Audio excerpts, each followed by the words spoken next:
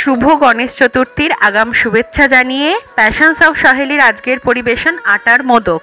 রয়েছে 1 বাটি আটা, হাফ কাপ ঘি, 3/4 বাটি গুড়, আমন্ডস কুচি, নারকেলের গুঁড়ো আর অল্প দারচিনি গুঁড়ো ফ্লেভারের জন্য।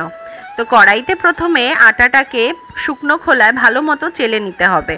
এই আটাটাকে নাড়ানোর সময় না হালকা হালকা ব্রাউন হয়ে আসবে, তো সেই সময় আমন্ডস কুচি, নারকেলের গুঁড়ো আর দারচিনি গুঁড়োটা দিয়ে এই রকম রং ধরা অবধি ভালোভাবে নাড়তে হবে মিডিয়াম টু হাই ফ্লেমে। একটুও কিন্তু খুন্তি নাড়ানো বন্ধ করা যাবে না, তাহলে আটাটা পুড়ে যেতে পারে।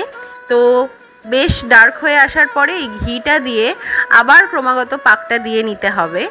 তো পাক দেওয়ার সময় না কিছু ডালা তৈরি হবে, সেই ডালাগুলোকে ভাঙতে ভাঙতেই এই পাকটা দিতে হবে। তো দেখো ডার্ক কালার হয়ে এসছে, এই সময় 3/4 বাটি গুড়টা আমি মিশিয়ে দিলাম। পরিমাণের দিকে লক্ষ্য রেখো।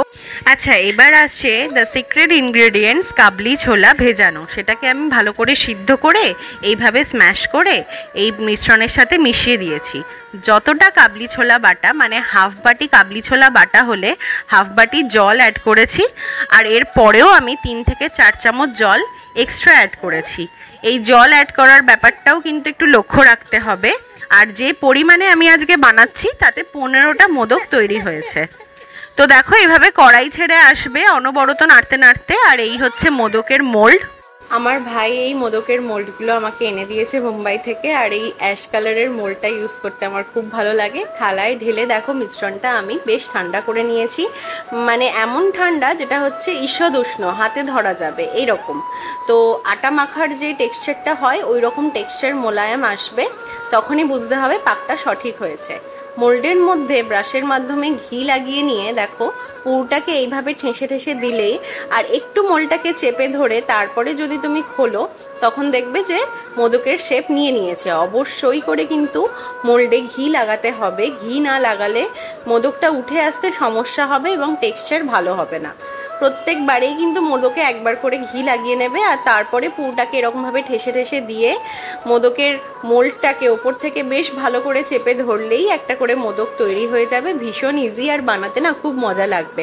পাক দেওয়ার থেকেও কিন্তু মোল্ডে ঢেলে এরকমভাবে শেপ দিতে আমার বেশি ভালো লেগেছিল। তো তোমরা একবার ট্রাই করো এইসব ইনগ্রিডিয়েন্টস দিয়ে, এবং ওই সিক্রেট ইনগ্রিডিয়েন্টস কাবলি ছোলা বাটাটা কিন্তু অবশ্যই দিও, দেখবে তোমাদের মোদকের স্বাদই পাল্টে যাবে। আর এইভাবে তোমাদের বানালে না খরচাও যথেষ্ট কম, কারণ বাইরে মোদকের দাম খুবই বেশি, আর এইভাবে মোদক ঘরোয়া ইনগ্রিডিয়েন্টসে খুব কম খরচায় বানিয়ে নিলে কিন্তু খেতেও সুন্দর লাগবে আর বানাতেও বেশ ভালো লাগবে। পুজোর সময় তো ভোগ বানানোটাই আসল। তো যাদের কাছে মোল্ড নেই তাদের জন্য আমি এইভাবে দেখিয়ে দিচ্ছি চামচের মাধ্যমে এবং হাতের মাধ্যমে তোমরা একটা ইজি মোদক বানিয়ে নিতে পারো। এছাড়া তোমরা সন্দেশের শেপও দিতে পারো, সেটাও খেতে ভালো লাগবে। আর একটা কথা, নারকেল আর বাদামের পরিবর্তে না তোমরা সুজি আর সাদা তিলও ইউজ করতে পারো। Thank you for watching. Do like, share and subscribe.